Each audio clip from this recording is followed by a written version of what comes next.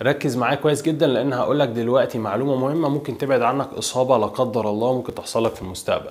لو انت بتشيل في الجهاز دوت ضعف ما بتشيل في الجهاز ده، يعني لو انت بتشيل في الجهاز بتاع العضله الرباعيه الاماميه او عضله الكوادريسبس مثلا 10 بلاطات وبتشيل في الجهاز ده بلاطتين 2 بس، يبقى انت كده للاسف معرض للاي سي ال او قطع الرباط الصليبي الامامي.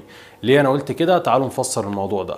ربنا خالق العضله الاماميه الرباعيه اكبر من العضله الخلفيه، بس النسبة اللي تشيلها العضلة الخلفية 60% ما بتشيل العضلة الأمامية. دي نسبة احنا بنحافظ عليها دايما، يعني لو أنا بشيل 100 كيلو في العضلة الأمامية يبقى العضلة الخلفية تشيل 60 كيلو. ما ينفعش العضلة الخلفية تبقى بتشيل 20 كيلو، انت كده بتضاد عملها او بتبوظ الميكانيكا الحيويه بتاعت جسمك، وده ممكن يعرضك لاصابه. المفروض تقوي دي علشان تبقى 60% من الوزن اللي بيشيله الكوادريسبس.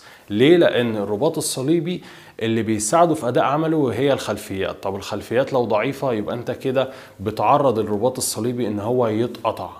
فلازم تاخد بالك من النقطة دي كويس جدا جدا جدا. وبعد كده لما تروح الجيم شوف اوزانك، هل فعلا انا بشيل 60% من الاوزان اللي بشيلها في الاماميات للخلفيات ولا لا؟